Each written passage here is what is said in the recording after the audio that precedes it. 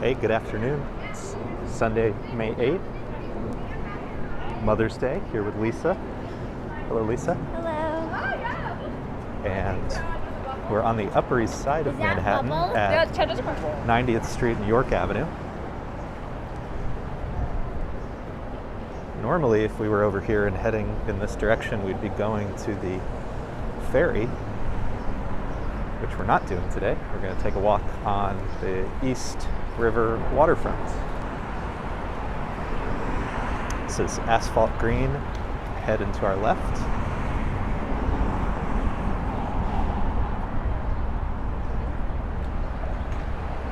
So we're at York Avenue heading over to East End Avenue.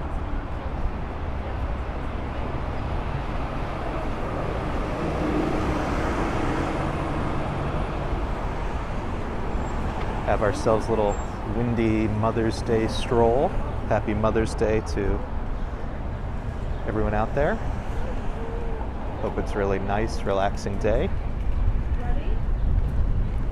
God Love 6980 is here. Hello. Thanks for all your nice comments. Gregory Kelly's here. Hey, Gregory. Lisa, you want to say hello to everybody? Hello, everyone.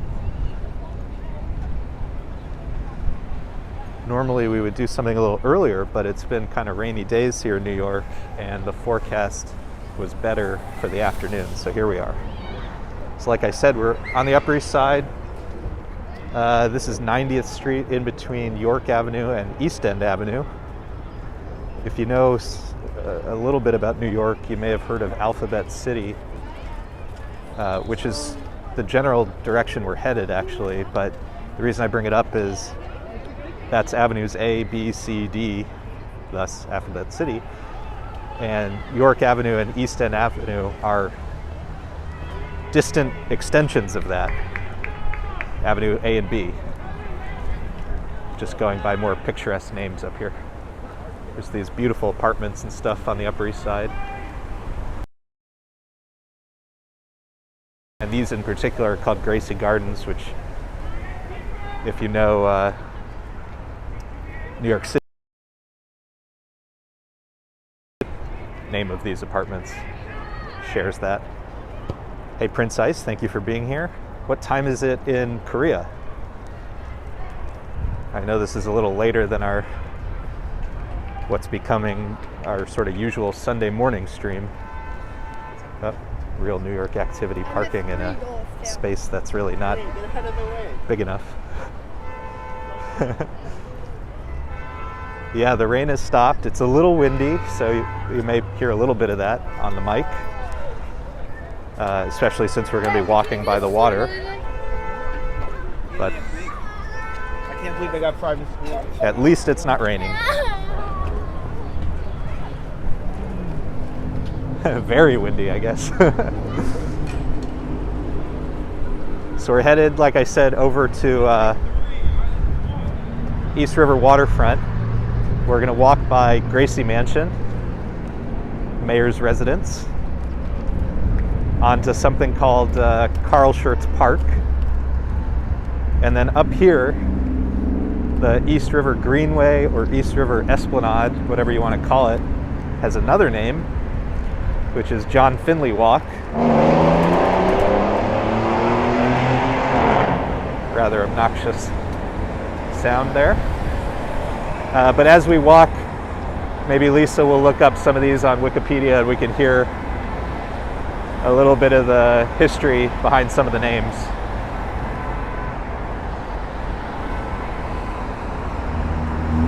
Past midnight, 1:49 a.m. Well, that's incredibly late. We're honored you're spending some time with us here. Don't feel like you have to stay the whole time, because we'll have the replay up later. So before we go up ahead, this is the ferry terminal. We'll see another image of it as we climb into the park.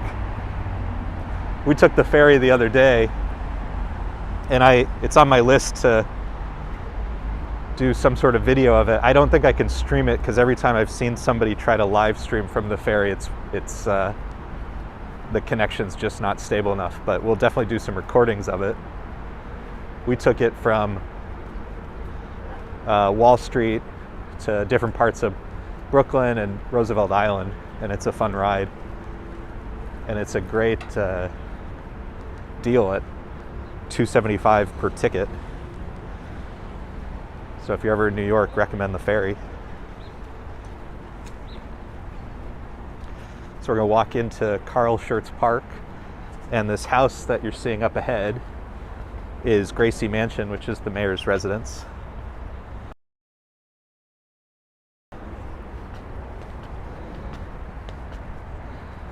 And maybe we'll take a look at that and Lisa can tell us what she's found about it.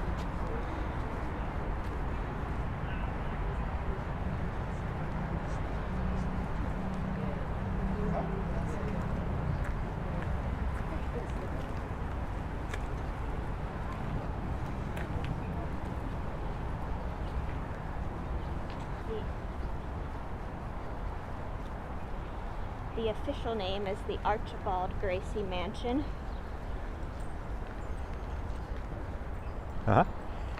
Official residence of the mayor of New York City. Built in 1799. The mansion overlooks Hellgate Channel in the East River. Say the date again? 1799. Really? The same building? That's crazy.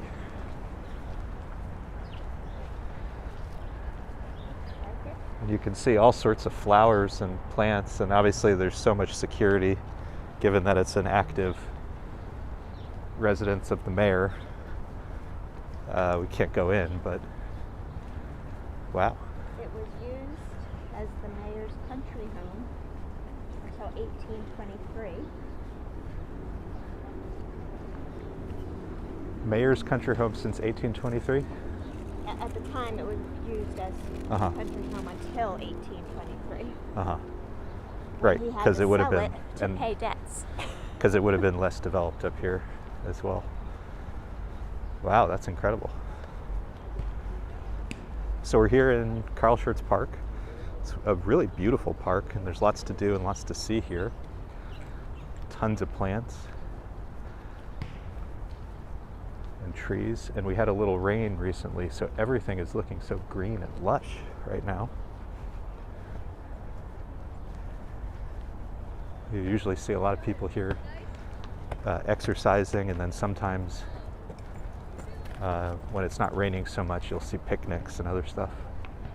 And there's a dog park, so we'll go by that in a minute. But first we'll make our way over to the water and John Finley Walk.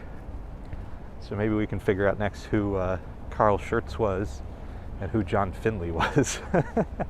Carl Schertz, I know, has something to do with education in America. Carl Schertz Park is a 14.9-acre public park in the Yorkville neighborhood of Manhattan, named for German-born Secretary of the Interior, Carl Schertz, in 1910, at the edge of what was then the solidly German-American community of Yorkville. Well, first let me say a big good night to Prince Ice. Thank you for being here at 2 a.m. your time. Appreciate you taking some time to be here. Gregory. Yeah, it's very far east. I mean, literally all the way to the water, as you can see. So I'm not sure people come all the time unless they're sort of living in the neighborhood or walking the waterfront or visiting the neighborhood. But it's a really lovely park. Gets tons of flowers and blooms, so I always recommend it. And yeah, as Lisa was saying, it is in the Yorkville neighborhood, which historically was German and different European immigrants, but predominantly German. And at different points had some of the beer manufacturing in New York City. It's kind of funny to Manhattan having a manufacturing, but there were beer factories and such. And we have Maggie here. Maggie, thank you for being here, calling out the beautiful blooms. hopefully we'll see more as we walk along. Here's a pretty cool tree on our right, looking gorgeous. And to our left is Roosevelt Island. And the lighthouse at Roosevelt Island, which has been under some repair work for a while, is back open. So we did a Roosevelt Island walk not too long ago. We took the tram across to see some of the cherry blossoms, and we walked south. Next time we visit Roosevelt Island, we'll walk across and go up north and get a close-up of the lighthouse.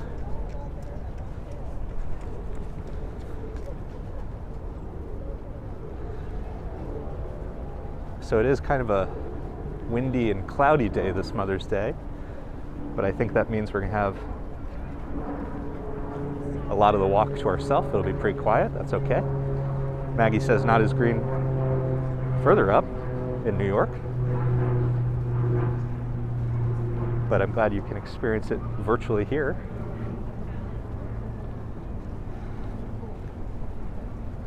Yeah, Gregory's mentioning the all the different nationalities that have made New York what it is. And that's something I need to do more research on myself. We're probably not going to make it all the way there today, but Tompkins Square Park in the East Village, that was another area where German population lived earlier, I guess, in New York's history, before coming up here. And there's a big Ukrainian population.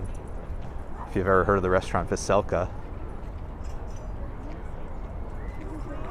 but they have statues in Tompkins Square Park because there were some historical events that impacted those immigrant communities. But we'll save that for another walk another day. So you can see how big Carl Schertz Park is. It goes from, I think this is like 83rd. Is that 83rd? Because I think 80... Something like that. 4.9 acres, or 14.9. Because it started at 90th, so it just goes on and on. Big park, but many people haven't even heard of it. And again, we're going to stay on the waterfront today, but one of the apartments on this street has this beautiful, ornate silver door that I've taken some pictures and video of before, but it has like silver elephants drawn in, like engraved into the door. It's really incredible. I'll try to link to that later so you can see that.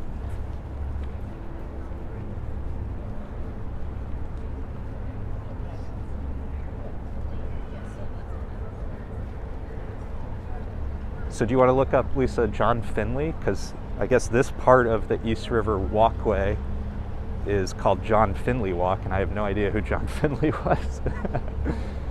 John Huston Finley? Sure. Was professor of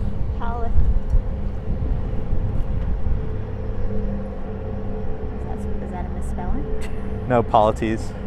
Professor of Polities at Princeton University from 1900 to 1903 and president of the City College of New York from 1903 to 1913, when he was appointed president of the University of the State of New York and commissioner of education of the State of New York.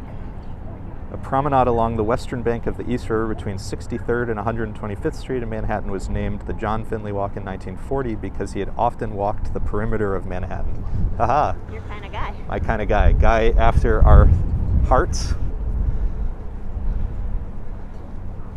So cool to see that this little activity that we take part in was enough to have this stretch named after him. That's great. Yes, are we a photographer as well? I mean, we do like to take pictures. One of the things that we did a while ago, before I got into the taking videos and the YouTube stuff was walked in Central Park. Wikipedia has a list of all of like prominent statues in Central Park, and we explored and found all of them. Something like, I forget the exact number, but like 40 different prominent statues in Central Park. One day I'll figure out how to make a semi-interesting looking video out of those photographs.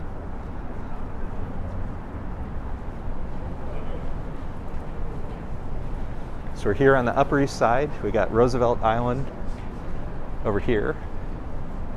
We're facing south. I don't think it's too easy to see right yet, but that's the Queensboro at Koch Bridge. And you can see, just went out of frame, but you can see the Roosevelt Island tram along it. So as we get closer, hopefully we'll get some good views of the tram. The one thing I haven't planned for, that we'll have to figure out as we go, is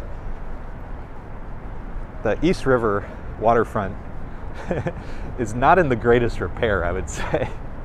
So there could be instances of detours, and we'll just have to figure it out as we go.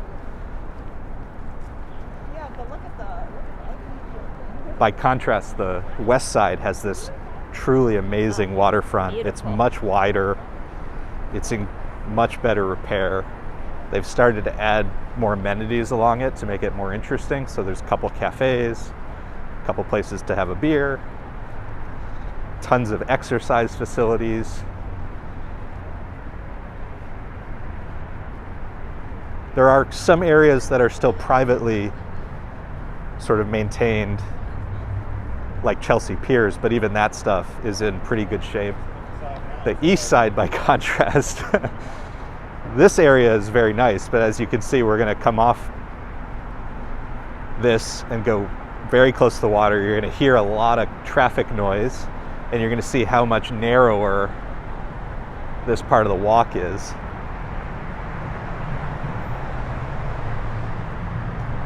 Let's get it, yeah. Lisa's pointing out. This must be Mr. John Finley.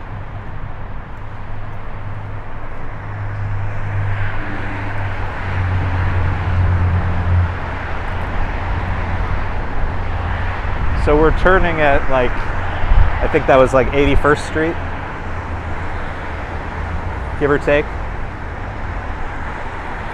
So we're gonna make our way down to sort of the water level. Gonna get much narrower, and then this road next to us, very loud, is the FDR.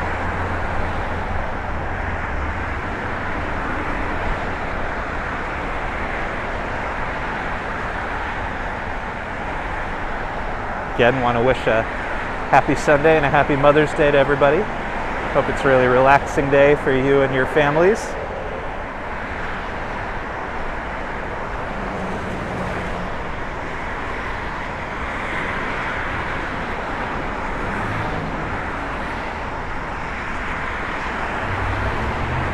So it's not so apparent yet, but as we get further down, closer to the United Nations on the northern side, so we're at, call it, I don't know, 79th, 78th Street.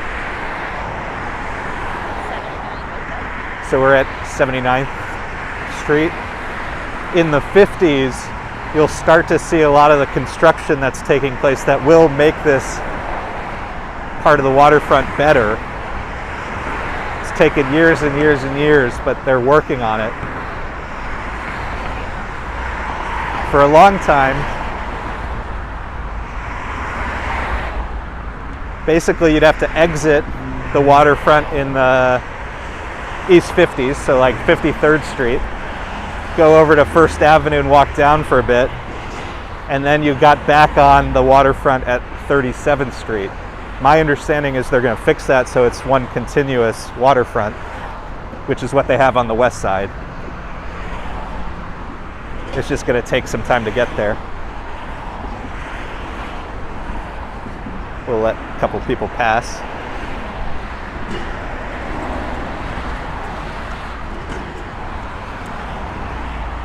So there are some markers along the way. This one's showing the 79th Street. Prince Ice says, modern city that's been modernly existing for 100 plus years, really unique, can't stop loving NYC. No, neither can we. But this is a good example, this waterfront's a good example of how old the city is.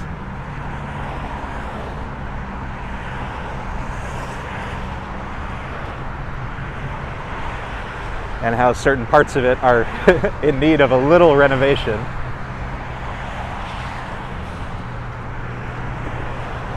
You know, having the FDR here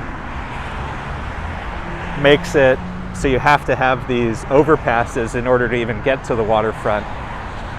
And as you can see, it's, you know, it's Sunday and it's a little overcast, so it's understandable that it's not super busy, but my view is it can be very relaxing over here on the waterfront, and I hope over time we'll make it easier for people to get to it.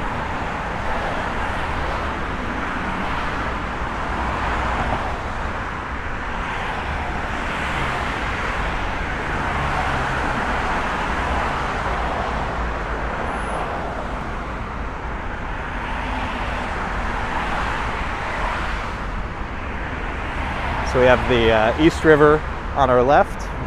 Still Roosevelt Island. Sometimes when you're over on Roosevelt Island it doesn't seem so big, but from over here it sure seems pretty big. And hopefully as we get closer to the bridge we'll see that Roosevelt Island tram. It's always fun to see it from a little bit of a distance. It's kind of a cool sight.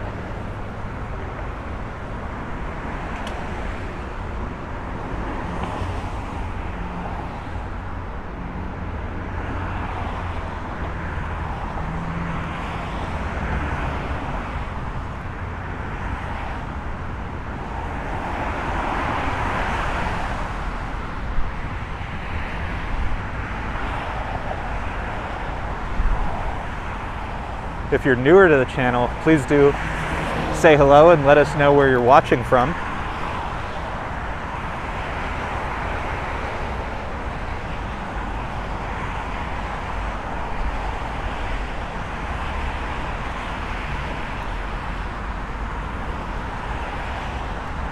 Would you look up New York City waterfront book? Lisa's going to do a quick Google search for me. There's a really interesting book I read not too long ago. I'm just blanking on the name of the book, but it's by Philip Lopate, I believe.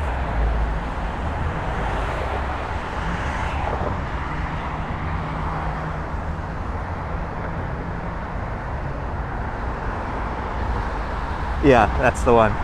So Waterfront, A Walk Around Manhattan by Philip Lopate. So if you're really interested in New York City history, and since we just heard about John Finley, who got this stretch of the waterfront named after him by walking around the waterfront, this author, Philip Lopate, walked the perimeter of New York City by the water and kind of tells the history of New York City using that as his framing device. So farther downtown, talking about the earliest days of fishing and oyster farms and all that stuff, to much more modern day and different imaginations of what the waterfront could be in New York City. So if you're really interested in New York City history, I recommend checking out that book. And our first detour, it looks like we're coming up. We're seeing some warning. So the highway to the right, Gregory, is the FDR. And as you can see, we're right next to it right now, so it gets very loud.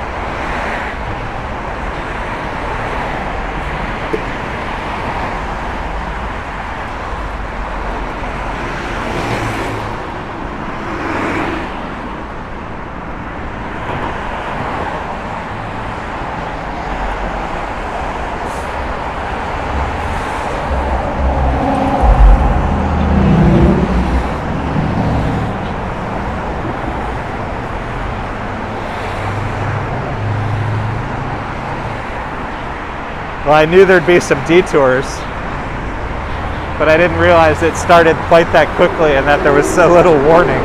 I didn't really see any warning back there, did you?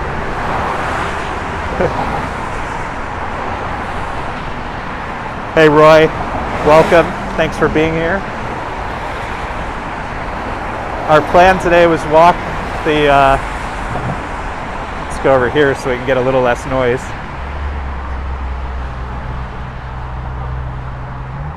Our plan today was to walk the waterfront, but we've hit our first detour with not too much warning, so we're gonna make our way back. We're gonna go across this pedestrian pathway, and I guess instead we're gonna walk some of First Avenue. And Roy, wishing you a happy Sunday and a happy Mother's Day.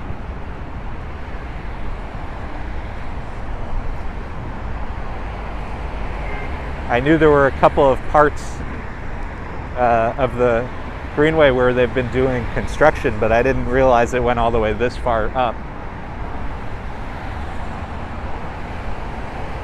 And you missed my rant about how much nicer the west side is than the east side, the waterfront. That's a good example of why.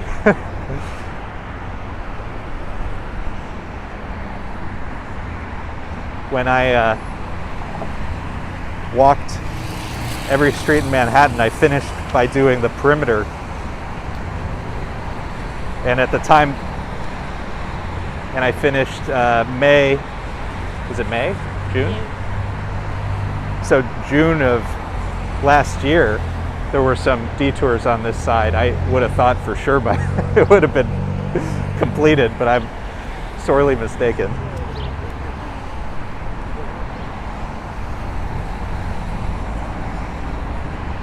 So we're going to walk up this pedestrian path, make our way in, and we'll roll with it, as they say.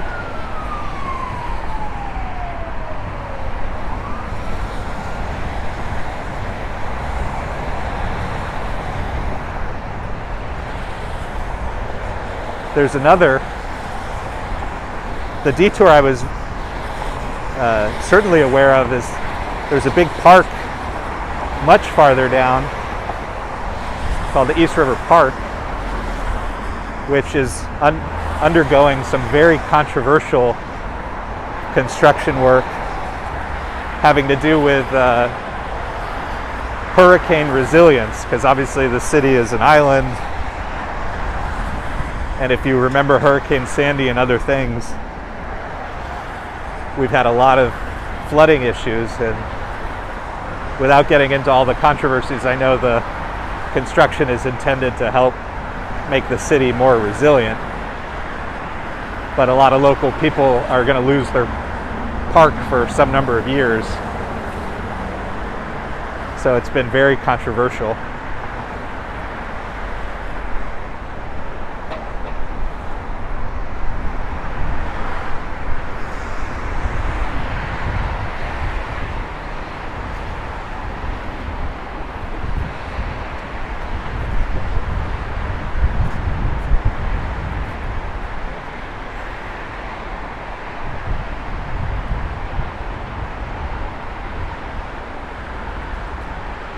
So the pathway we're on right now is above 78th Street, and this is actually pretty cool. The buildings that we're going to walk up to are the Cherokee Apartments. Can you Google the Cherokee Apartments?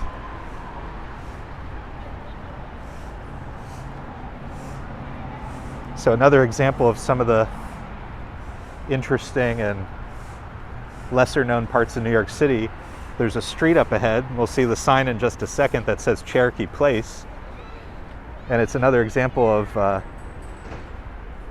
you might not have ever heard of a Cherokee Place in New York City or the Cherokee Apartments, but they're these beautiful older apartments, and you'll check out the balconies, and it's got sort of an interior courtyard. Really, really gorgeous building, and it has obviously this beautiful park right here, but I know the history goes way back, so we'll try to find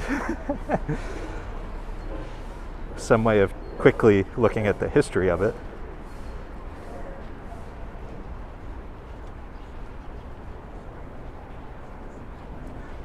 So formally opened to tenants on January 5, 1912 as the East River Homes, this unique group of 4 interconnected 6-story buildings in mid-Manhattan was erected as a model tenement to house poor working-class families with one or more tuberculosis-infected members. And so this is why it has all these beautiful balconies. It was intended to provide all this fresh air for TB-affected individuals and families.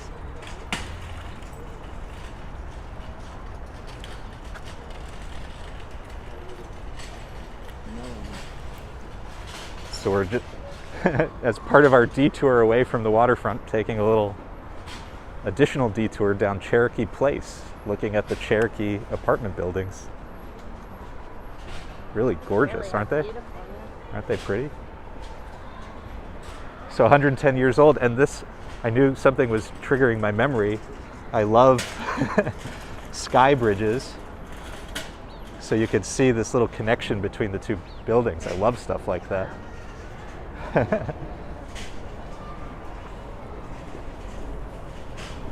Really cool to see.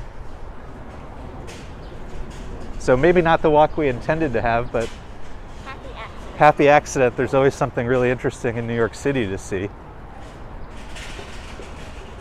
So we're going to make our way into the city a little bit, since the waterfront has these detours. We'll walk through this park, John Jay Park.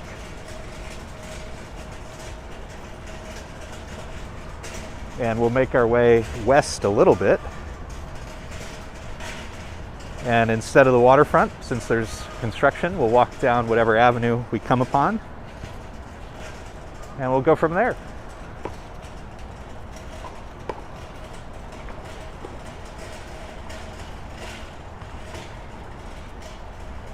On this side of Manhattan,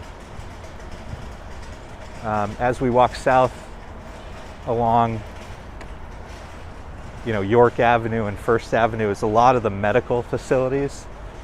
So hospital systems make up a lot of the buildings that we would see along the way until you get to the United Nations.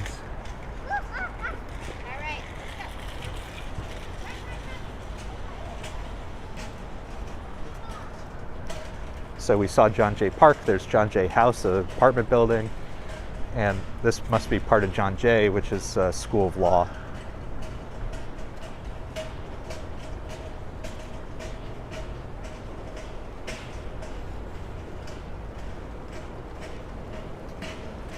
Prince Ice says, I really enjoy this kind of reality, meeting the genuine New York City. I agree.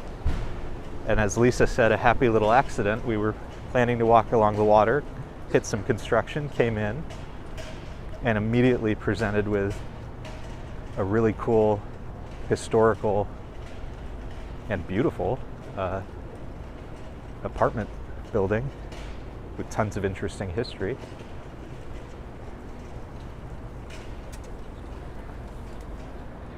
So this is not John Jay. This is the, I'm not even going to attempt to pronounce that, but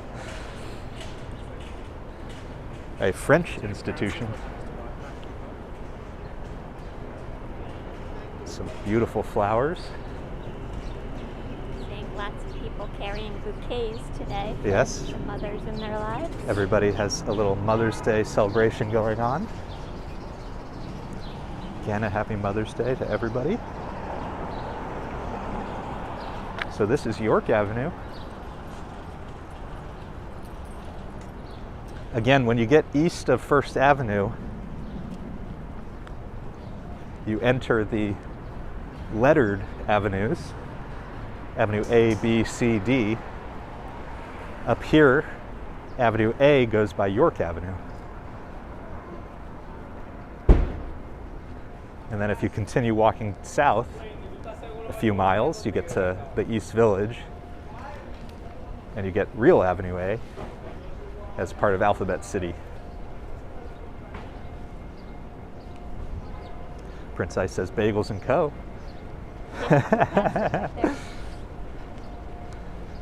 I'll have to invest in them one day. Sponsorship. Sponsorship deal.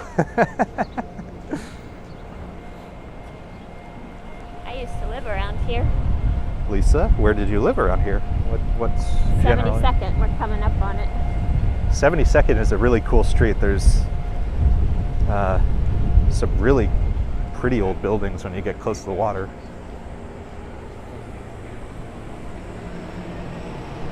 Church of the Epiphany, which has got a pretty cool roof on that.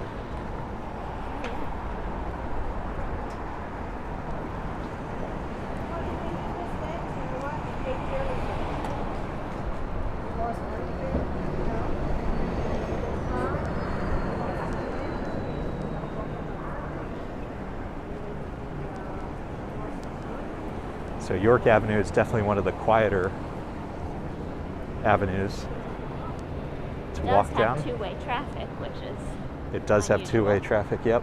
Most of the avenues in New York are one-way.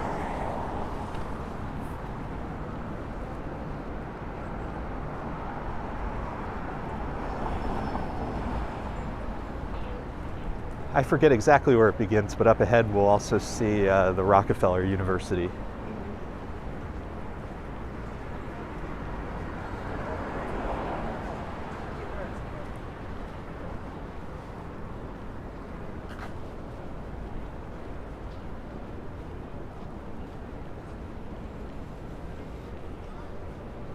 Really is a beautiful day today.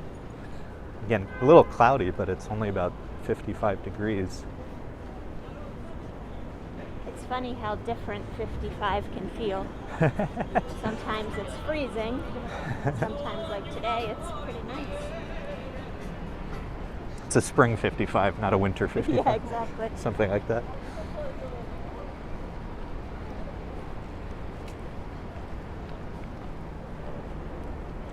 So lots of apartment buildings, groceries, small shops. Well, we might be able to see my old building because it wasn't too far off from York up here.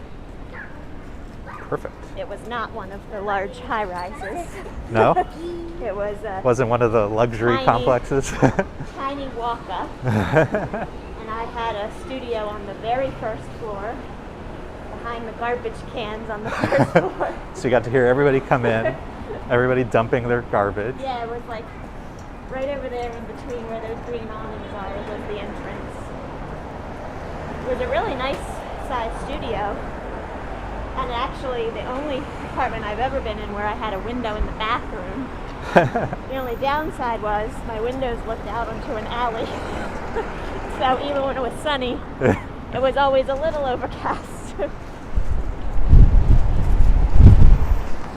So if you're less familiar with New York City, a lot of the older apartment buildings are generally only 5 or 6 stories tall,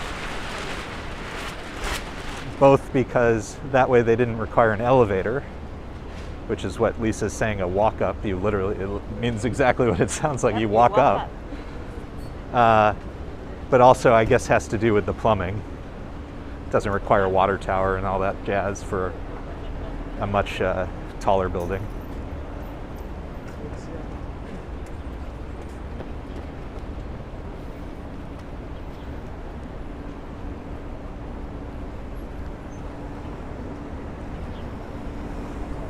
That was my first apartment actually living in Manhattan though. Right, because I before was in that you were in Brooklyn. Brooklyn. Yep. So it was my way in. You're way into the city. That's not too bad though to start Upper East Side, East 70s, not too shabby. Yeah. A nice walk up. Very far away from any kind of transportation though, because the queue on 2nd Avenue did not exist. at Right, that right. time. So until the 2nd Avenue subway was opened, Right. you would have to either take the bus, because Or there is a walk. York Avenue bus, or you would walk All the way to Lex. Lexington to Yeah. take the 4, 5, or 6 train.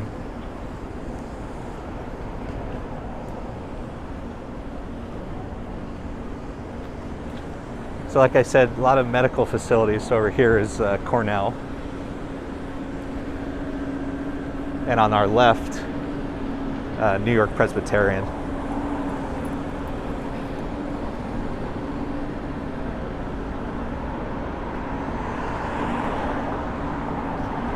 I don't think I've ever filmed it, and I'm not sure I ever will, but when you get to oh, what's the hospital? Why am I blanking?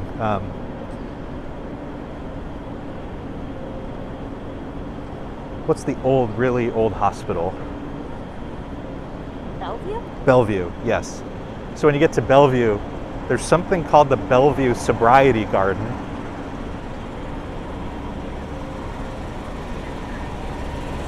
And I guess for sort of obvious reasons, that's why I don't think I'll ever film it, but it's maintained by patients and staff at Bellevue. And it's this hidden, tucked away little garden all the way east. And you have to sort of go through. You can get to it from behind, I think, from the waterfront. There may be a way to get there. Otherwise, you kind of have to go into the hospital and make your way back.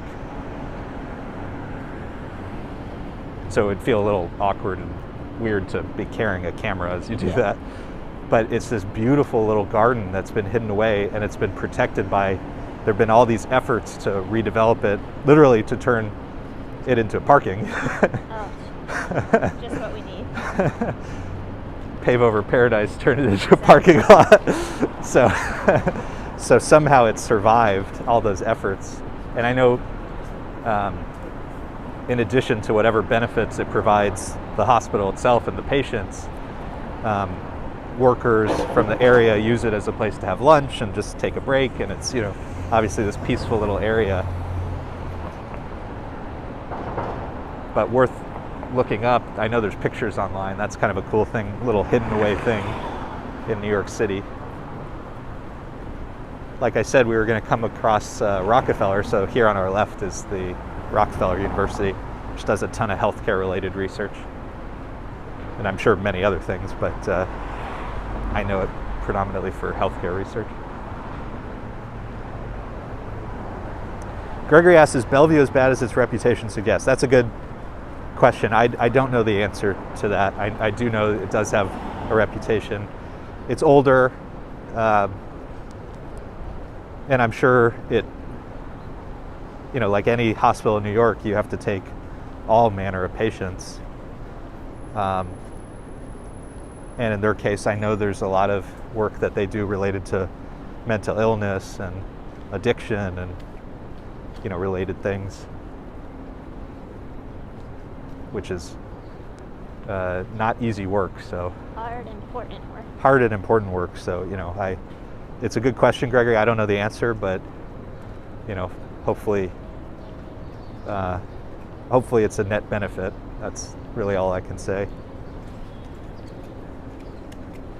Not knowing too much about it myself.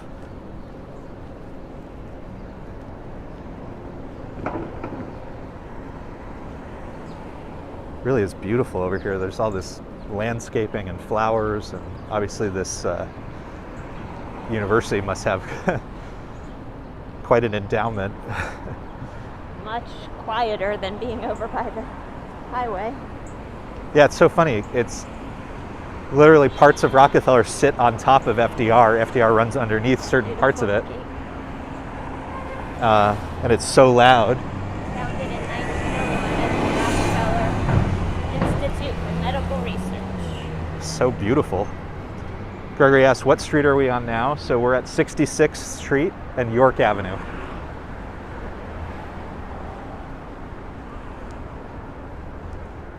So we'll take this at least to, well, York Avenue ends, well, first of all, York Avenue becomes Sutton Place and then ends in the 50s. So we'll take this there. We'll have to walk over to First Avenue. We'll see the United Nations. And then we'll probably make our way back to the waterfront at that point until we get to the, you know, call it Stuyvesant Town. And that's probably where we'll call it a walk today, but that's a while from now. So yeah, this is now 65th and York Avenue. Really nice over here. And as it becomes Sutton Place, that's sort of known as a older money. It's where Obama bought in New York City. So sometimes you do see the big black cars, lots of official-looking people who look at you funny when you carry a camera and point it at their buildings.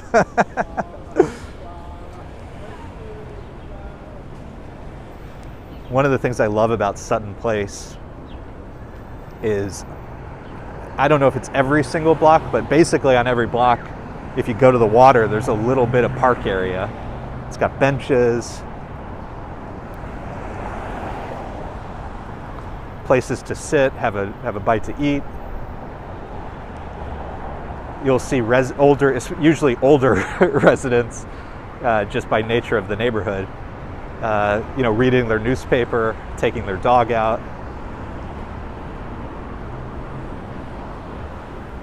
Probably a little bit different than Lisa's old walk-up Yes.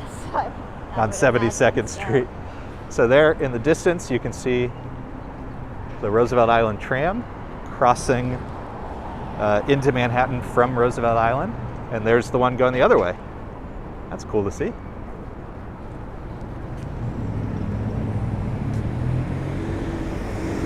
So there's another pedestrian pathway over here. We are not going to make the same mistake twice and run into another detour. We're just going to stay on this for a while. One mistake too many today.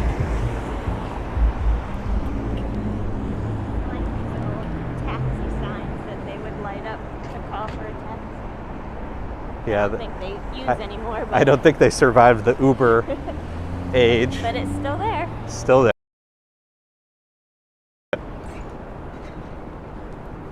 So we have some hills coming up. And Gregory, you were on the last live stream where we went across the Brooklyn Bridge and we found some those vaulted ceilings. Will you look up Gustavino 59th Street? Because I think there's... So on the last live stream, we went downtown, across the Brooklyn Bridge into Manhattan, and we saw the David Dinkins Municipal Building, which had those beautiful vaulted ceilings.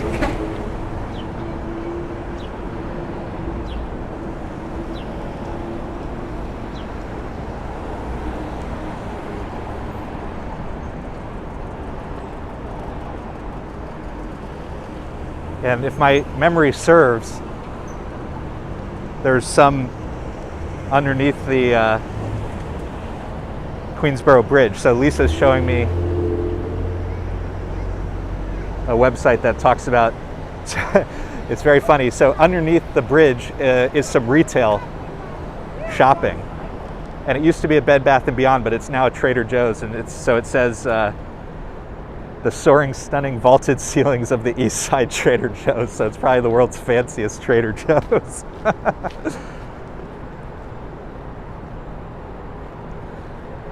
So I will try to remember to put some links in the YouTube chat or in the comments section later, but the idea of a Trader Joe's with vaulted ceilings and tiled ceilings is very funny to me. But cool to see that some of the historical parts of the city get reused and maintained.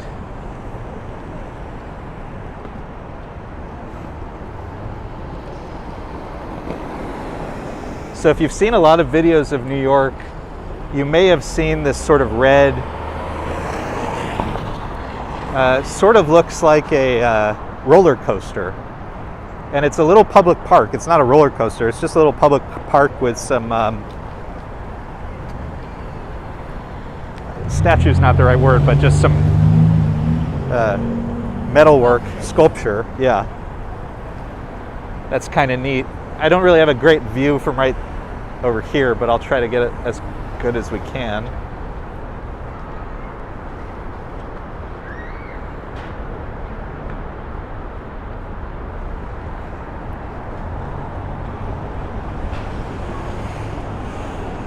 And this park has the very picturesque name 24 Sycamores Park. Beautiful.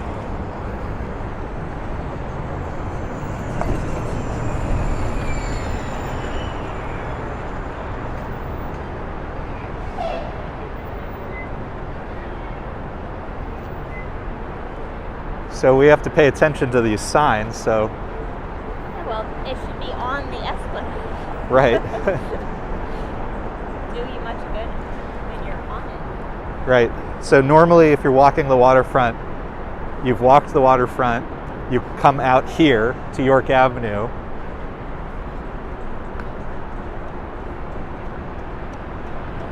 And you can go back to the sort of waterfront parks, which maybe we'll go into one of them. But first, let's take a look at, this is the Queensboro Ed Koch Bridge. It's officially the Ed Koch Bridge, but I guess a lot of people still think of it as the Queensboro Bridge. And the 59th Street Bridge. And the 59th Street Bridge, so at least 3 names that I can think of. Really beautiful. The New York City bridges are so beautiful. This was the bridge that got me on the in the marathon. So yeah, Lisa ran the New York City Marathon. Say that again, that it got you? So when you do the New York Marathon, you do all 5 boroughs, and that includes 5 bridges. And this one, I feel like this one got me. It was long. Really tough, huh? It was around, I think, mile 15 or 16. So that's my memory of the 59th Street Bridge.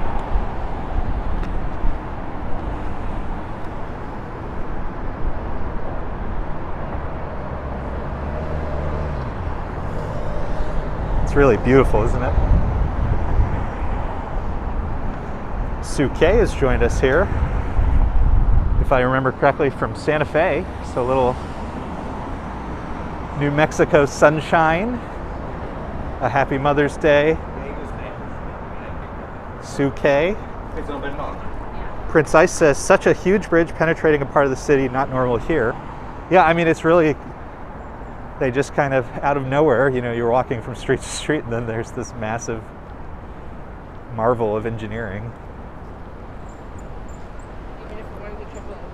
We'll go into one of the parks and hopefully catch a good view of the bridge.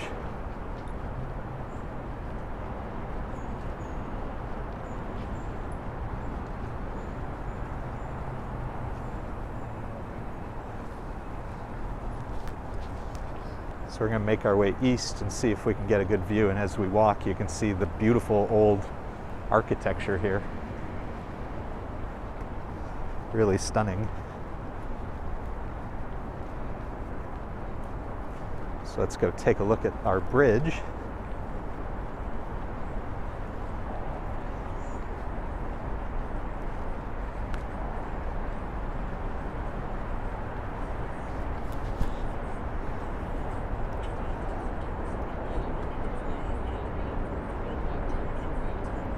So like I said, at the end of a lot of the streets here in Sutton Place are these tiny little parks, little places to sit.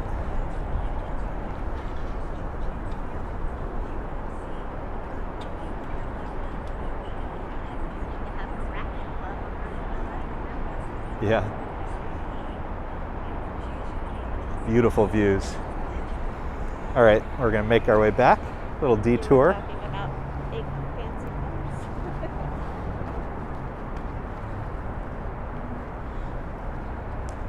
When I did my walking Manhattan project, so I walked every street in the city, I did skip certain streets. So for example, this is Riverview Terrace, but I don't do private property. There are a handful of private streets in New York City. We scoff at them. They're private streets. Ha ha ha. Not interested.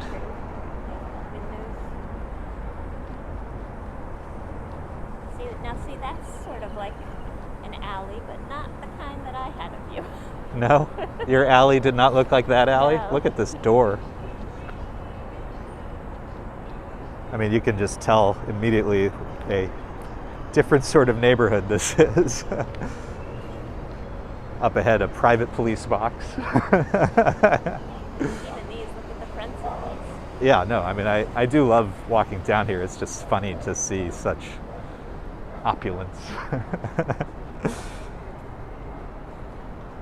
True luxury, New York.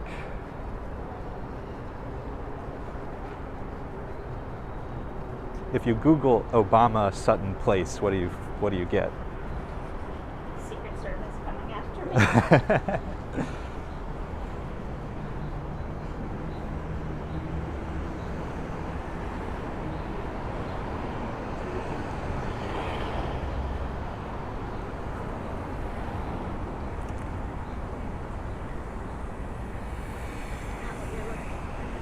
No?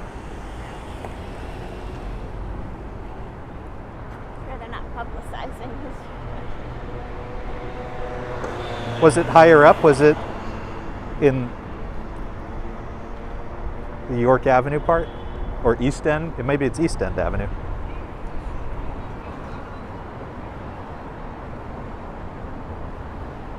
Real-time real estate research.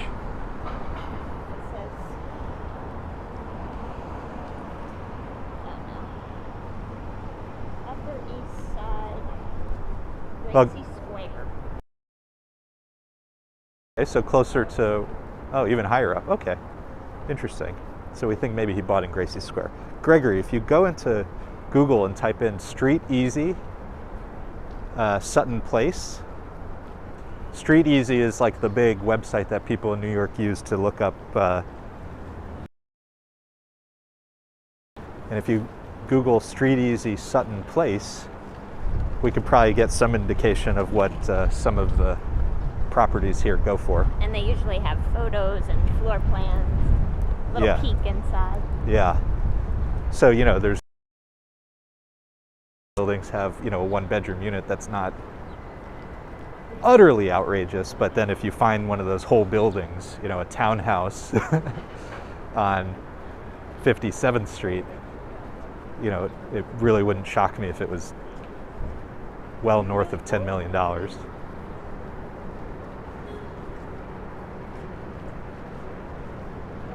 But just think of those waterfront views. Can't put a price on that, can you? Apparently you can. So as we come up, 53rd is traditionally where you'd make a right. But as I said, they are doing some construction, so the idea will be that there will be a continuous stretch of the waterfront at some point. And I know they've been doing a lot of construction work, so hopefully within our lifetime we'll see that. Hopefully it's not the 100-year 2nd Avenue subway construction project. Nice balconies on these buildings too.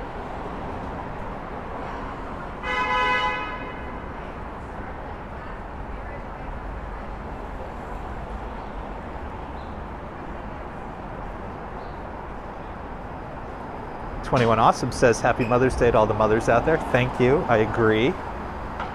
A happy, relaxing, peaceful Sunday to all the mothers in our lives. So you can see some of the construction work that's going on here. This looks like a nice little pedestrian bridge. Oh, wow. And beyond it, I think would be the walk path. So, I mean, it does look like stuff is coming. Very nice. Yeah, I mean, we've been walking this area for years, and Should we go? there was construction, Oh, I guess it just goes. but it was really covered up, so it does look like stuff. Yeah, you can get out at the end, I think. It does look like it's actually adding up to something, so that's cool to see. That looks really nice. Yeah, I mean, hopefully we'll be able to walk over there before too long. The problem is, I didn't see anything like that up where it closed off before, so.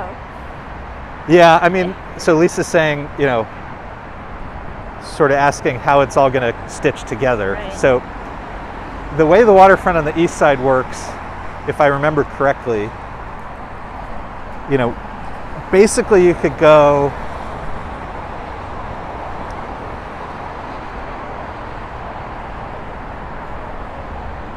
from, call it 59th Street, in theory, all the way up. So all the way north. That's theory, not practice, because in reality, when you get to Harlem, there was a bunch of construction work. there were detours, but when I walked there, it didn't actually look like any construction was taking place. It looked like they made the detour and then never did the work. And it didn't indicate that it would ever be done. That's what I feel like a lot of it still looks like, Yeah. except for this. Right. So you would walk, 59th. You could go pretty far north. I forget exactly where, but call it like 125th Street, something like that. There was some detours, and you'd have to go back into the city, walk up a bit, and then cross back over to the waterfront. And then if you take it all the way, there's a park, which is really beautiful, called Harlem River Park.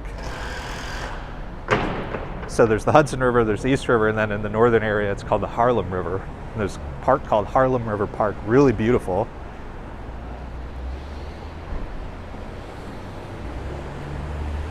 And then there's more waterfront, which eventually connects you to Dyckman Street up in Inwood. And then south of 59th, it was all problematic. Sorry, I got distracted. That little girl was explaining to her dad that this is how I live my life. And a happy Mother's Day to them as well. Yes. So south of 59th, between United Nations and 59th Street, there was no waterfront access as far as I know. And I'm sure that goes back historically to like security and all sorts of whatever. The FDR, security reasons around the UN, stuff like that. They're fixed. That's what we just saw, is them building that connection. So between 59th Street, you'd walk south and you could get back on around 37th Street. So there was like a mile of, no waterfront access. So I think that's what they're fixing. I'm surprised though, because it actually looks really nice. Like they didn't just throw something up. No, I mean, hopefully it'll be really nice. I hope it'll be much wider so that it's a lot easier for more people to be there.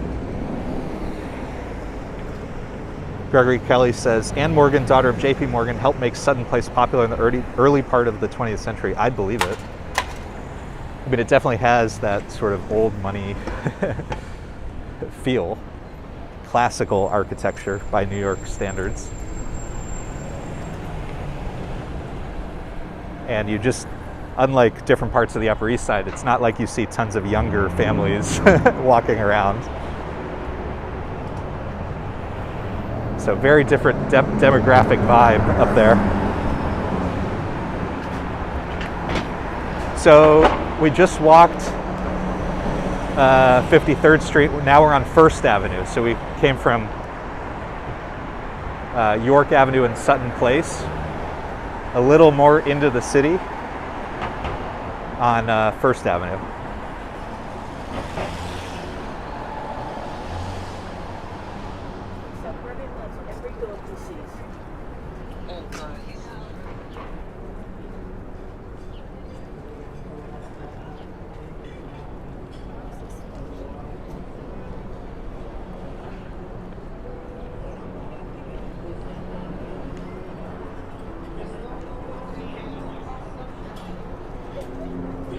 This cool little coffee shop has some,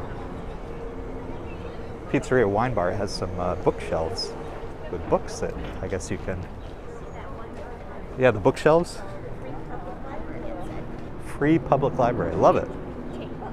That's awesome. Sit there, have some pizza and a glass of wine and read a book. That doesn't sound too bad at all. Nice. So we walked 1st Avenue recently in one of my recorded videos, and up ahead, I actually went in to check out Beekman Place, which is another sort of, I don't know what other words to use, but sort of fancier buildings. And this is actually the street we went down. Let's go down here. Have this beautiful restaurant and outdoor seating.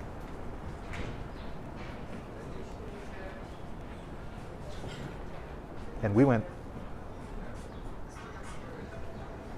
all the way to the end because there was a beautiful park down there.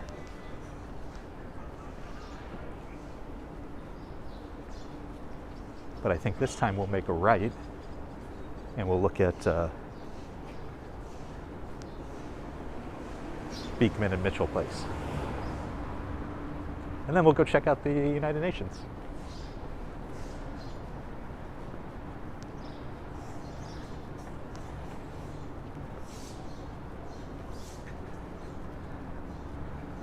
So if you want to see the park up ahead, check out my First Avenue video. But today we're just going to make a right, look at some of the interesting old buildings down here. Really lovely neighborhoods.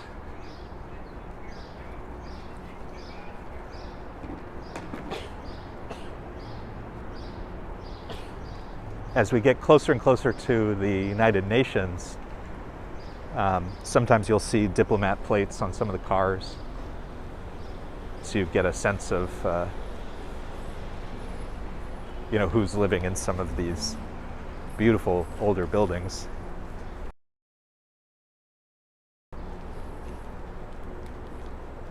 Again, this is Beekman Place, beautiful older apartment buildings here in New York City. We are just north of the United Nations headquarters in the East 50s.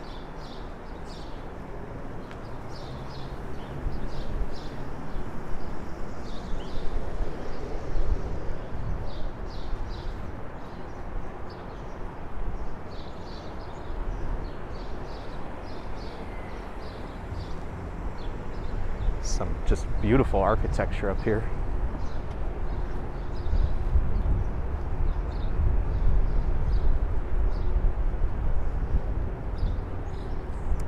So we're going to make our way back to First Avenue, check out the United Nations headquarters.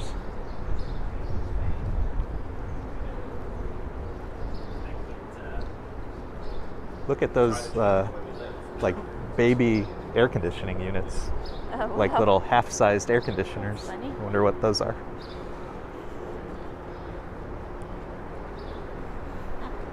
So coming up on Mitchell Place, so we've just come down Beekman Place, which runs north to south. I don't think I've ever walked down the street. Well, if you walk every street in Manhattan, you would have seen it. Now we're on Mitchell Place, which goes east to west. We're going to make our way back to First Avenue and continue south, where we will see the United Nations headquarters. Interesting sculptures in there. Yeah, lots of interesting sculptures that I guess have been probably donated by all the nations around the world. We have to keep moving south today, so I don't think we're going to detour to this. But there's a wonderful park, which I'll try to point the camera at, that has the Katherine Hepburn Garden. So if you want to Google the Katherine Hepburn Garden, just to see some pictures of it, it's this beautiful little park area. Again, like Lisa just said, there's lots of sculpture and interesting art over there. But we're going to keep moving south today.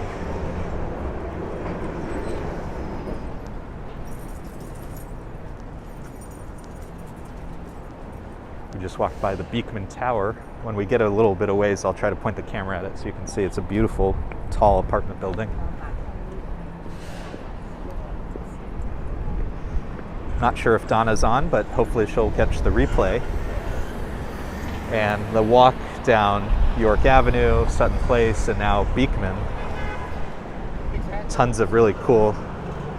This has that kind of Art Deco, style. It's kind of hard to see the top from here, but it's really a gorgeous building here in Mitchell Place.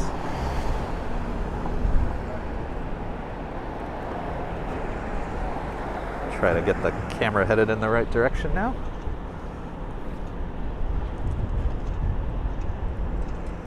Okay. So we're at 49th Street, First Avenue, making our way south again. And up ahead on our left is the United Nations headquarters. Once we get to 48th Street, we should begin to have a very good view of it.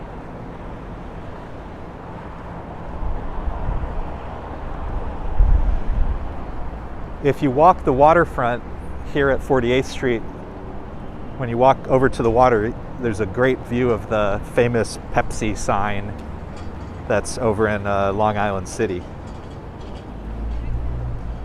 It's a little too far from First Avenue to get a great image of it, but we'll point the camera and see if we can see any of it.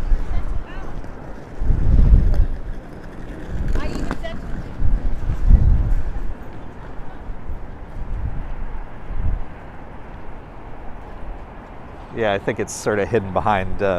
You can see Four Freedoms Park, Roosevelt Island over there. If you walk all the way down, you can see it. And interestingly, that street at the very end is named after General MacArthur. Another random. We've seen lots of random streets today, right? We saw Cherokee Place, York Avenue turned to Sutton. We saw Beekman Place, Mitchell Place, lots of places today.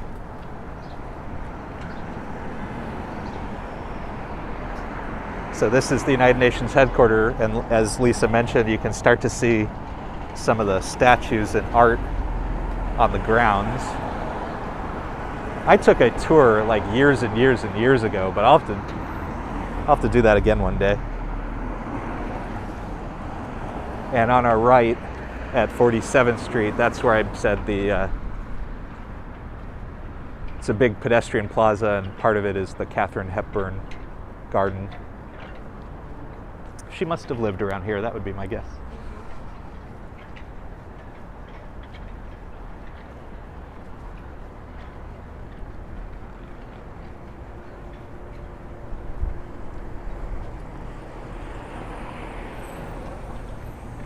Let's see inside. Up there's off in the distance, that little red spot is the Pepsi Cola sign. So if you want to look up the Pepsi Cola sign, that's always a fun thing to look at. When we took a ferry ride the other day, one of the stops is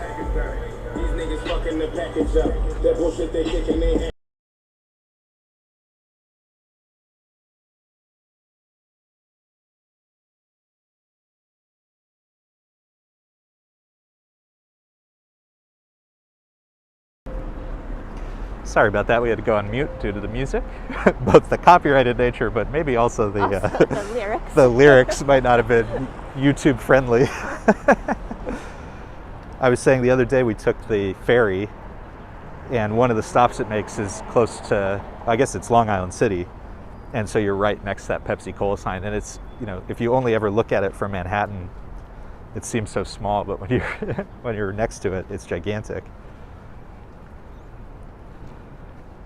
We visited someone who lived on Long Island, so they took a picture in front of it. Yep, years ago. Very tiny. So here we are at the United Nations. This is the building probably most people recognize. I also used to live right around here on 44th Street. Yeah, it's very common for New Yorkers to move around a lot. This was great apartment. I had a balcony that looked out on the UN and the Chrysler building, which was amazing. But it's not really like a neighborhood kind of feeling, lots of... Yeah, because the people who live around here are, they kind of come and go. They're really just, there's not as many restaurants and nightlife. And yeah. I could walk to work, which was nice, but... Yeah, I think you want more from New York didn't than have that vibe. Just walking to work. Yeah. Yeah, New York is so funny. It's such a small island, but there's these micro neighborhoods. And the UN area, while it's nice, it's not full of restaurants, bars, or many things to do. Which might work if you're, at the UN for, 6-month stint.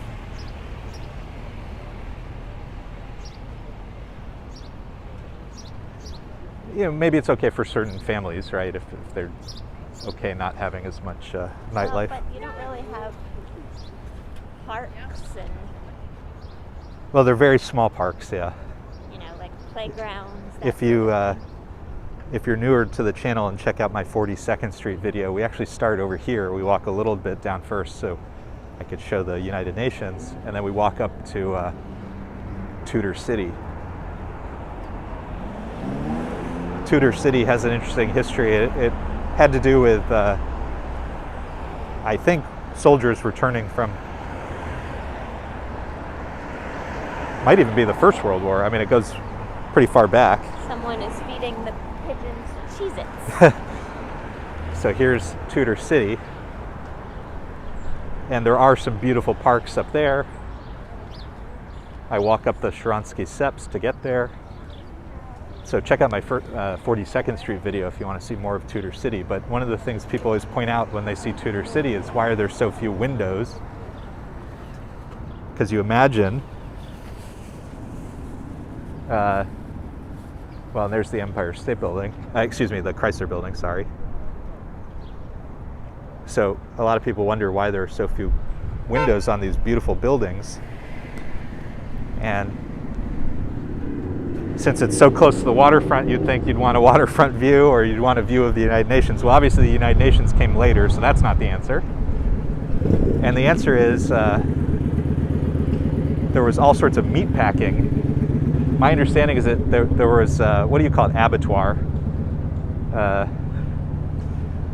I mean, it's effectively like a meat plant. And so I guess the views and the smells is not something that they wanted.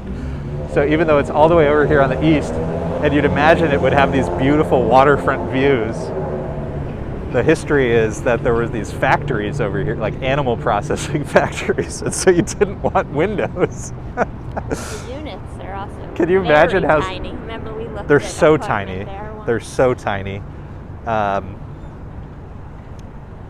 I would say a unit in Tudor City is the most likely place you can live and get a Murphy bed. Yeah, it's exactly what you think of. No when you disrespect think of, to anybody in a small apartment, or if you have a Murphy bed, if it's the right location and the right setup for you, no disrespect. For us, it was a little small. It was for us. not what we were looking for.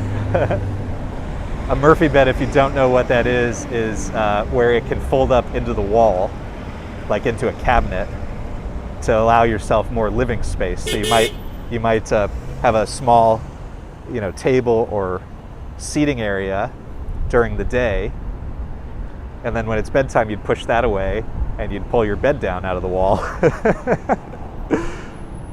Which, for people who live outside of New York City,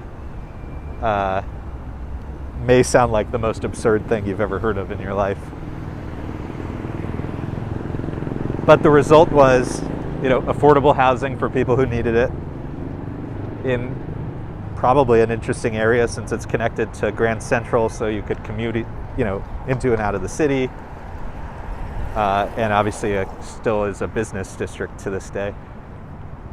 But the story of why there's so few windows always cracks me up, because it's just so absurd. Didn't we hear, when we were in Hawaii, we heard an interesting story about, people would stay at these beautiful hotels when they got there and would not want an ocean view because they had been traveling on the ocean. Because they traveled via ocean liner. Right, so the garden view rooms were actually the more appealing, right? Yeah. Yeah, that was the... kind of funny. In Honolulu, they told us that story. What was that? The Royal Hawaiian, the Yeah. famous pink. So I'm just taking a quick view. That's the waterfront. Yeah, I still think you can only get in on 37th, which is where we're going to make our way. You can then hang a left and walk a little bit of the waterfront to like 41st Street, which is where we are, but then it stops because it hasn't yet been constructed any further north. So we'll go into the waterfront at 37th, but we will not be hanging a left. We will continue south.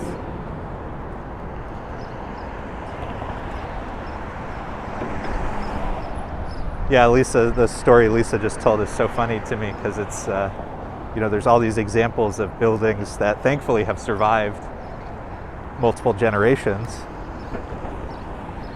but what we find luxurious Right, exactly. or valuable may not be the same thing that they originally thought was luxurious. Yeah, it evolves over time. So in her example, it was the hotels in Hawaii, which today we think, oh, you want that ocean view because you fly in and all you want to do is see the water. But at the time, if you had traveled there, you would have probably traveled via boat. For a long period of All you've done is look at the ocean. Yeah. And so, you know, that the beautiful garden with the palm trees and so forth would be what you really want to see.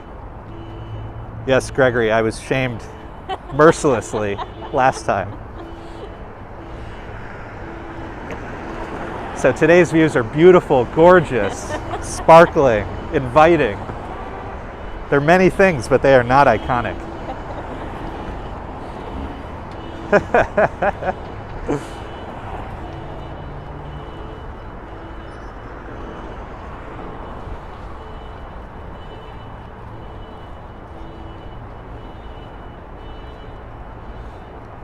Bolt Bus bus stop. I thought Bolt Bus went out of business.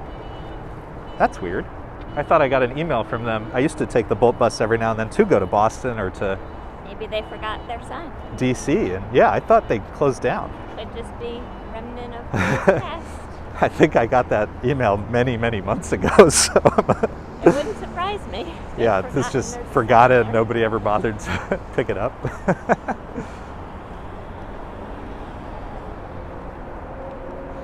So we're in the East 30s, otherwise known as Murray Hill.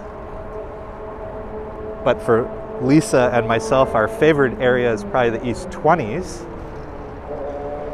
down here at least, which goes by Curry Hill, thanks to a number of really wonderful Indian restaurants. I actually lived in that area for a few months. Well, one day we'll have to do the Lisa architectural tour and just see every unit, every apartment building Lisa has lived in over her decade-plus time. 16 years I've been in New York, So Lisa's been here 16 years. I think on the last one I said 18 for me, which feels crazy to think about. I think you're 7. I think you got here a year before I did. Didn't you get here in 2005? 04. Oh, so you did get here a couple Yeah. years. Crazy to think. All right, so we've made it to 37th Street. We're going to hang a left here, get back onto the waterfront. One of the most uninviting entrances to the waterfront you can imagine, underneath the FDR over here. And like I said, you can, once you get to the waterfront path, you can go left, in other words, north, up to about 41st Street, which is as much as they've extended it. And hopefully, over time, they will connect it to the stretch of the waterfront north of the United Nations. But as we often talk about on this channel, New York is a work in progress, constantly under construction. Always, we hope, improving.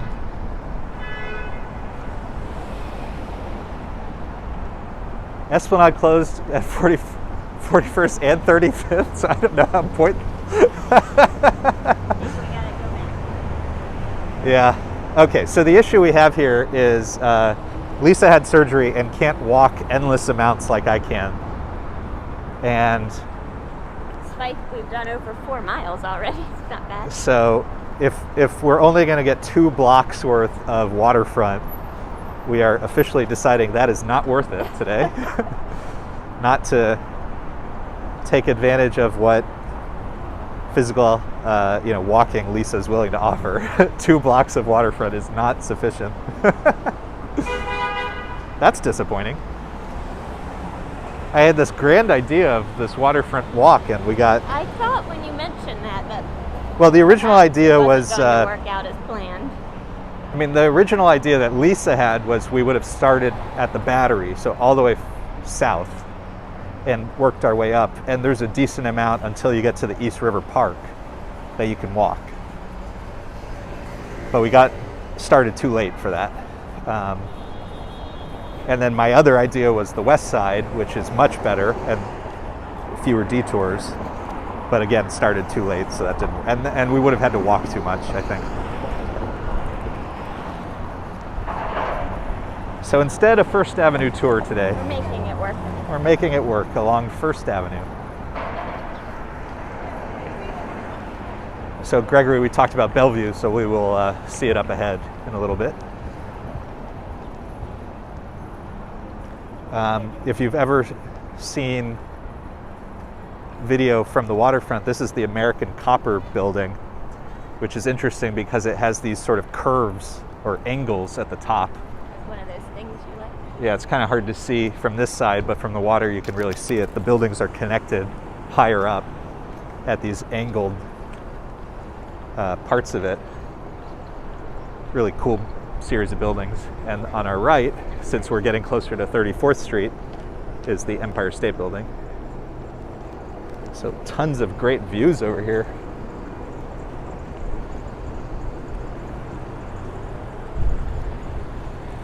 So one day, sadly, when Lisa is not with me, I'll have to walk on the waterfront and figure out where all the detours are and how difficult it is to walk it.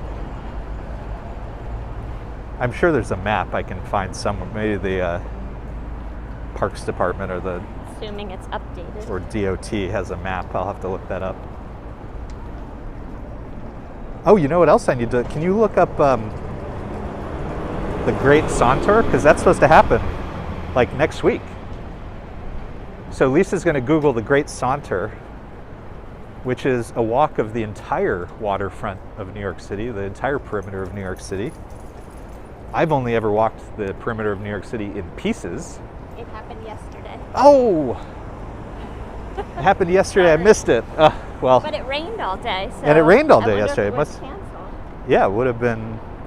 Oh, I remember when I was reading about it, there was something about rain check, and I don't think there was a rain check. But between the rain and the. It rained all day. There wasn't. Yeah, and it rained really a lot. Yeah. So between the rain and the detours, I wonder how they made that work. Well, 2023 Great Saunter. We may do our own Great Saunter, but for the official one, maybe next year. Yeah, it rained a lot yesterday. So like I said, there's lots of hospital systems. This is part of NYU's, and there's this is one of the children's hospitals, and so that fun public art. You have the dog wearing his face mask, balancing a New York City taxi cab. One of the fun views. Gregory asked, is this what we call the H building? So I think that was the American Copper building. I think so. I've never heard it called that, but oh, here's a perfect view.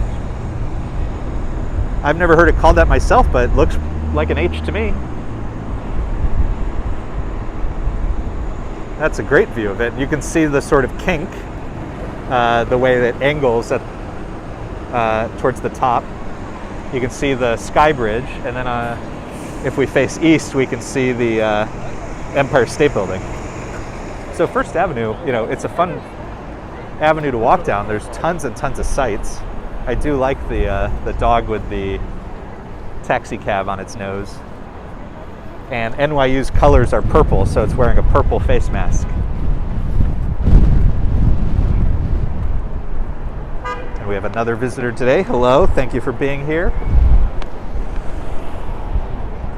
We had intended to do a waterfront walk this Mother's Day. Unfortunately, there are so many construction detours that did not work out, so we're just walking down First Avenue.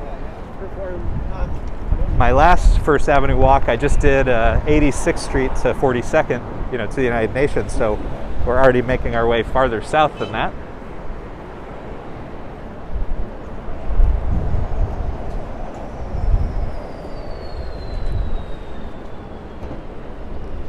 On our last live stream, we were downtown. We walked across the Brooklyn Bridge into Manhattan, went to the World Trade Center, and one of the buildings there that's still under construction, but looks like it's pretty close to done, was the Ronald Pearlman Performing Arts Center. And here is his name again, Ronald Pearlman Center for Emergency Services, part of the NYU hospital system. Some people sure like to put their names on things.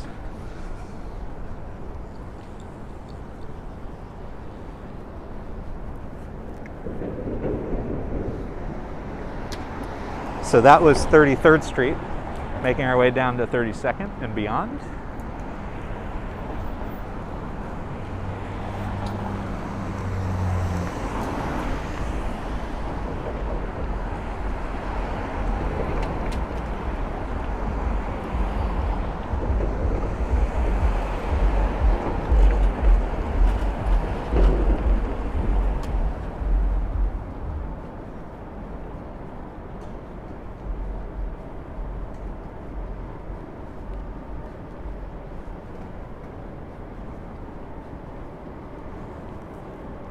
Really is a quiet day here in New York. Everyone's doing Mother's Day brunch. Yeah, it must be. Normally First Avenue has so much traffic and it's usually very loud. Quiet Sunday.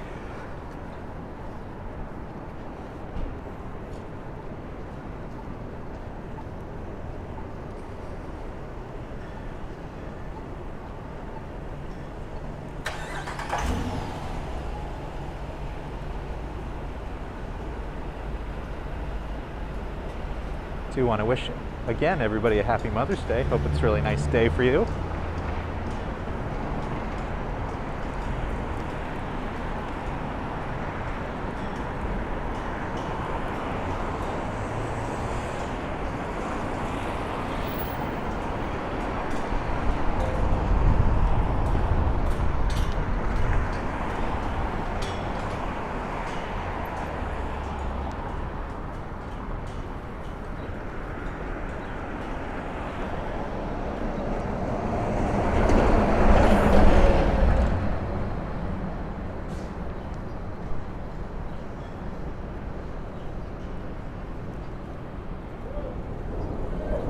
So as we make our way down from here, obviously there's a lot of medical facilities. There's Institute of Forensic Medicine. It's interesting. yeah, the coroner and other. There's all the official stuff is down here. There it is. Office of Chief Medical Examiner. Didn't Yeah. know that was over here. Yeah. So it goes from Murray Hill. Then we'll see, Peter Cooper and Stuyvesant Town, and there's some interesting.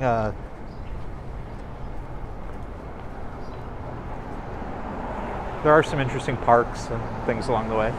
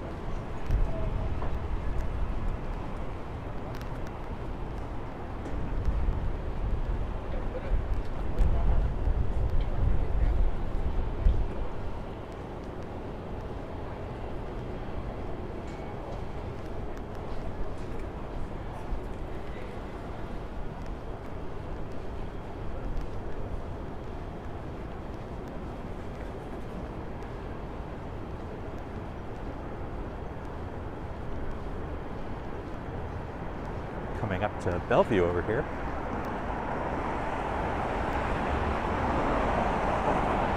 And another one of the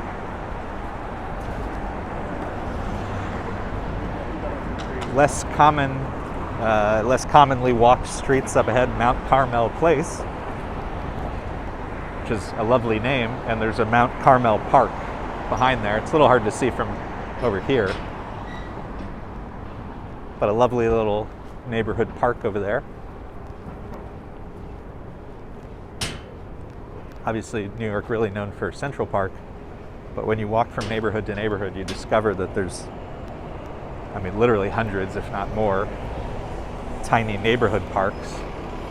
Harlem, the East Village, I'm sure other areas, but they're the ones that immediately spring to mind, have these beautiful pocket parks. Like sometimes they're just as big as a single lot. Tiny little garden, usually maintained by the community. Sometimes there's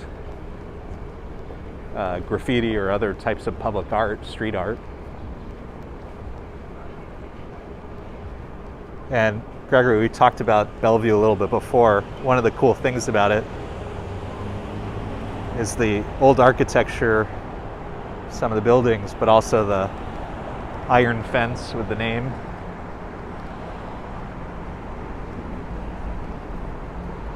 And like I said, if you want to Google, look up the Sobriety Garden. It's this hidden away little area.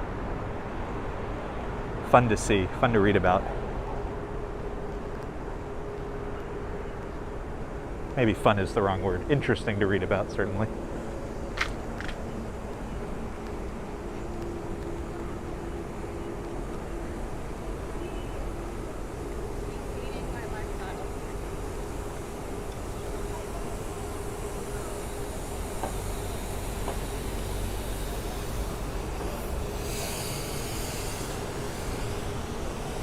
I think that's where you'd go. You'd basically walk down there and you'd make a left. You could sort of tell it's kind of semi-public. It's also semi-private. Also feels a little private. Yeah.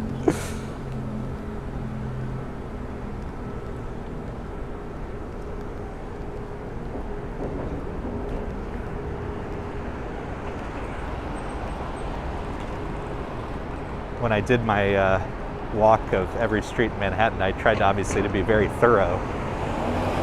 But the one, you know, if it was not public, and I treated hospitals as not really public.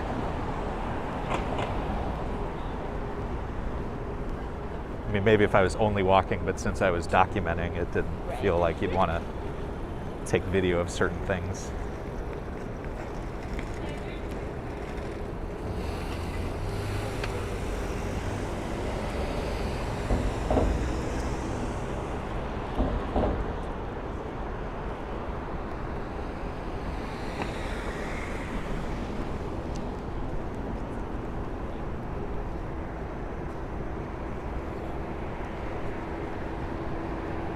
So we've made it from 90th Street, where we started at Gracie Mansion, and we're all the way down to 24th Street. It feels like it. Lisa says it feels like it. It's been a bit of a walk. I thought we'd have this nice, direct-ish route on the waterfront. I was mistaken, my bad.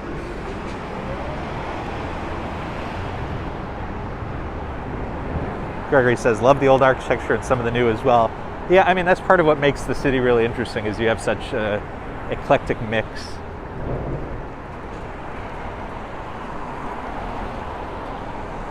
If Donna were here, though, her vote would definitely be for the older.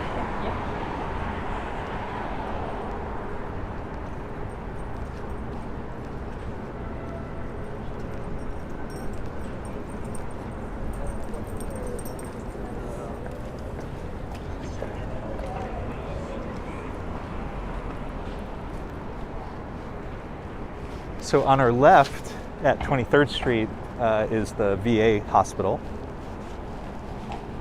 Veterans Affairs. So, I mean, literally miles of hospital buildings as we've come down.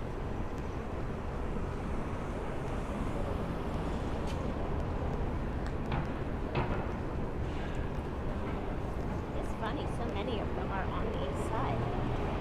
I can't think of any on the west side. Big ones.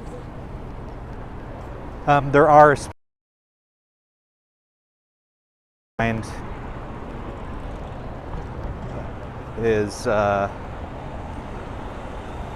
At the top end of Riverside, there's an avenue called Haven. That's such a pretty name, so it's stuck in my head, Haven Avenue. There's a hospital system up there on the west side, but I'm just blanking. When you go that high, though, there's not really an east and a west side because the island narrows. But you think of the big ones, Mount Sinai, Lenox Hill. Yeah, that's a good point. Northville, I'm sure there's more Bellevue. though than we're thinking of, because we're just less familiar with some of the neighborhoods. Hospital for Special Surgery. They're all on the east side. Yeah, None of them want- certainly are a lot. I'm blanking on the name, but in the West Village,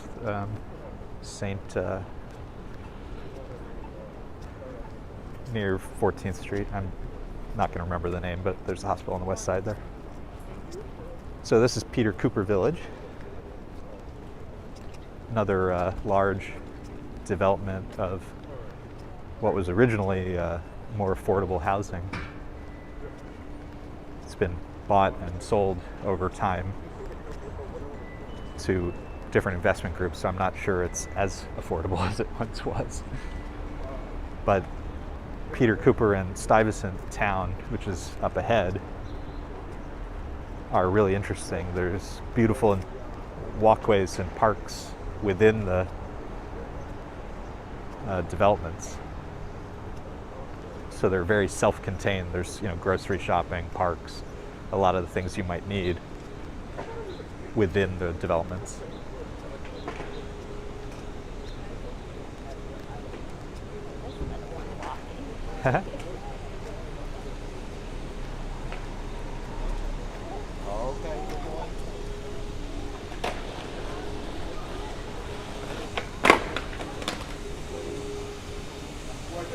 So coming to the end of Peter Cooper,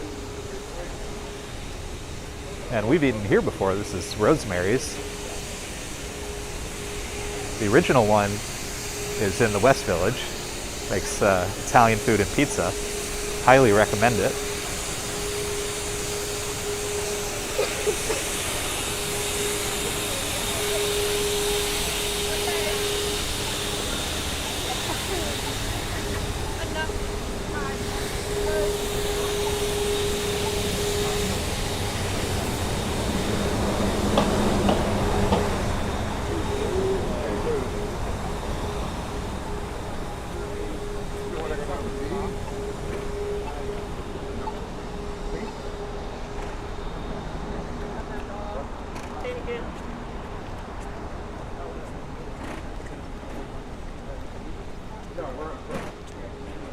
This must have closed. Last time we saw this, it was filled with people.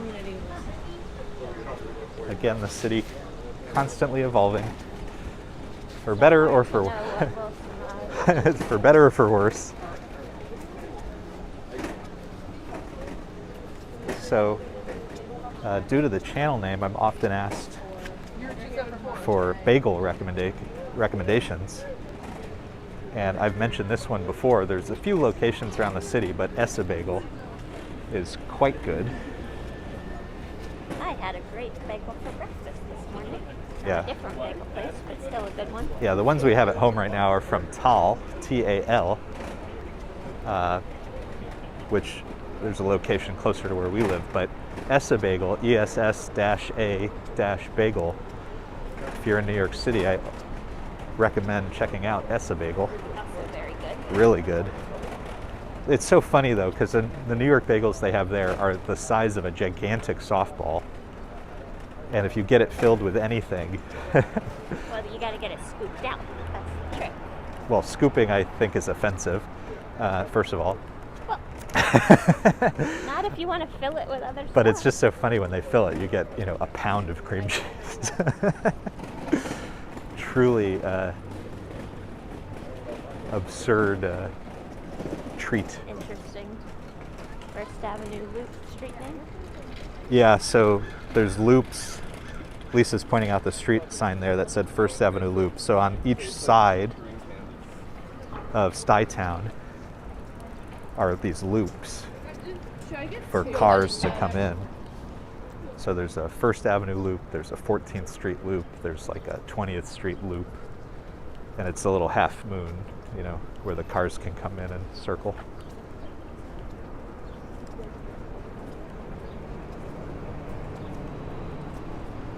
John W. recommends Utopia Bagels in Queens. Well, John, first of all, thank you for the recommendation. We have not really spent as much time out in Queens as we should have. Recently, I went to the World's Fairgrounds. I've been in New York for a long time, and it might have been the first time I was out there. But now I have a second place I need to check out, Utopia Bagels, so thank you for that recommendation.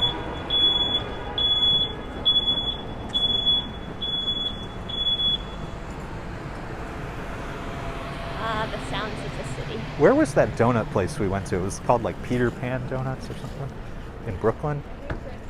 Does that sound familiar to you? I don't know what you're talking about. We went to a donut place once. I mean, this was a while ago, but which is why Lisa does not have any idea what I'm speaking of. I think it was called Peter Pan Donuts. Those were delicious.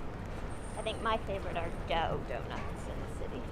Dough is, yeah, one of the newer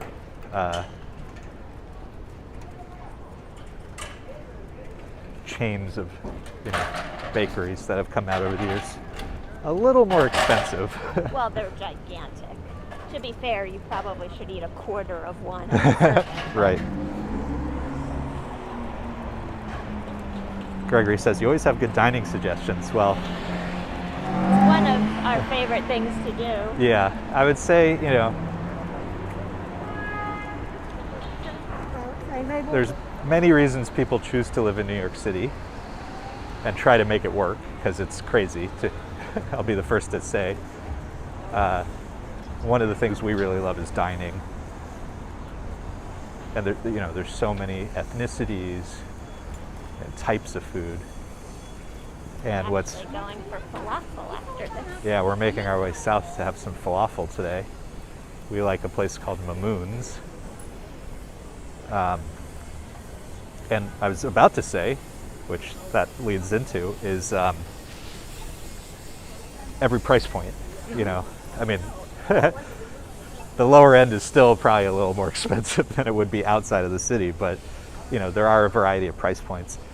John W. says, yes, Peter Pan Donuts, Greenpoint, great place. Yeah, you know, some of the older places that have survived the decades, you know, there's a good reason for that.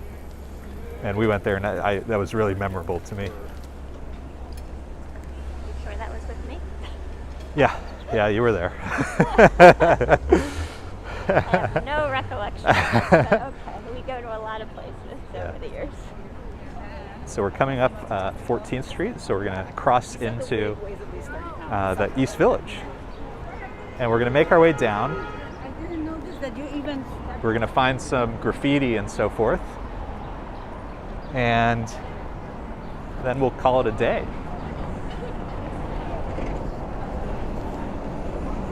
Because Lisa and I got to have some lunch. Yeah, late lunch. A late lunch today. What is it, 2:30? Yeah. Well, we had those bagels at home. Well, thanks everybody for being here with us today. We'll walk up to about 4 or 5 more blocks. But a big thank you for being here. I know we had our plan, which was the waterfront, didn't work out. We got a little of it at the very beginning, but with all the construction going on, we got to see instead York Avenue, and which turned into Sutton Place. That was pretty cool. We got a beautiful view of the Queensboro Bridge from probably 57th Street. And underneath it. And underneath it, yep. And then quite a bit of First Avenue here, including the United Nations. So happy accidents.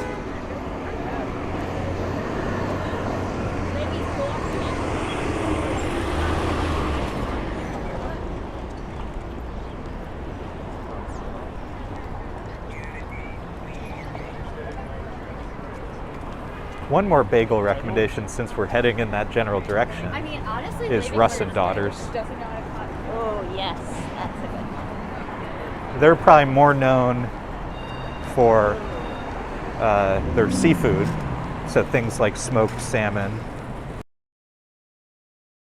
and they do all sorts of, you know, Jewish deli style foods. So if you're ever in New Really York, good. highly recommend Rustin Daughters. They make great latkes. Big fan. You're gonna So speaking of cool old architecture and walk-up apartments, this is, when you're in the East Village, a lot of this is, very, very old walk-up apartments, very small units.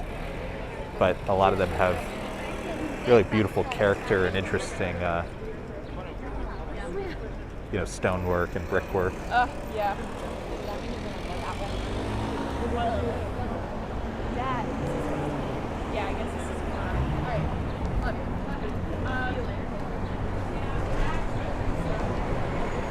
Tons of restaurants down here as well. Lots of outdoor seating. One of the things, I know we get asked about it a lot, is, there's more outdoor seating because of the pandemic and whether it's going to survive after the pandemic. And I think the answer is yes. And the reason I say that, aside from we really enjoy it and I hope for it, is places like the East Village, where the restaurants are traditionally very small, have effectively been able to double their, seating with outdoor seating. Some triple. Yeah, depending some, on the place. if you're really lucky and you have a corner lot and you could put up 2 structures, like they really lucked out in a fashion, and were able to expand their seating. Gregory says, how long have you been married, if I may ask? Since? This is how you always like me to answer where I say, well, we've been married for since a little 2018. over 4 years. Since 2018. But we met in 2010, and we started dating in 2011. So it's been a while. But who's counting?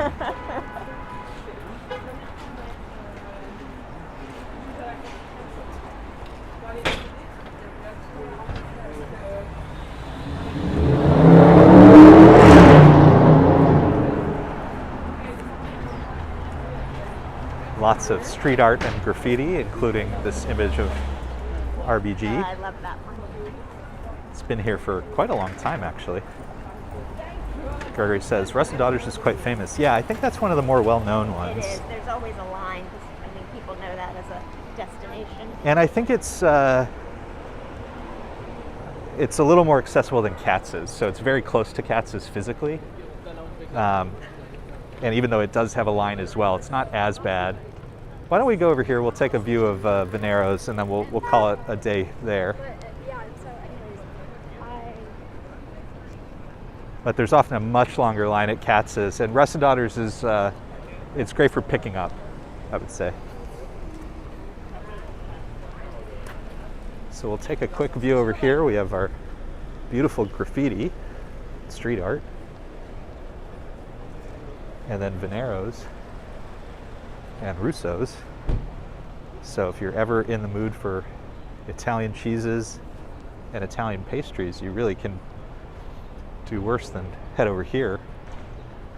And actually there's a really fun Italian spot on, is it 12th Street? John's? Yeah. From like... John's on 12th. Yeah, John's on 12th, and it's from, the early 1900s. Oh, did we come here for dessert once? Yeah, we've come more than once. Lisa does not remember every dessert we've ever had in the as I just said, it's been 11 years. in the 11 years, so apologies. But love these two, so we'll check these out someday more closely. We'll do some pickup, but today we're going to call it quits. Let's see, we're just about at the 2-hour point, so I want to say a big thank you to Lisa for bearing with the physical strain of the walk. 5.5 miles. 5.5 miles. So Lisa's coming off some surgery, but sticking with me and bearing with the walk. So appreciate that. And a big thank you to everybody who joined us and watched today. Always appreciate your company. I hope you'll consider subscribing if you haven't already. We do walks all over New York City, and I'm trying to post every day, so try to give you about an hour every day of some part of New York City. And feel free to let me know places you want to see more of. And we're going to keep trying to do this on Sundays, get together live, so we can have a more interactive experience with everybody. So again, a big, big thank you to everybody for being here. Really appreciate it. And I hope to see you all next Sunday. Yep. Happy Sunday, everybody. All right. Take care. Bye.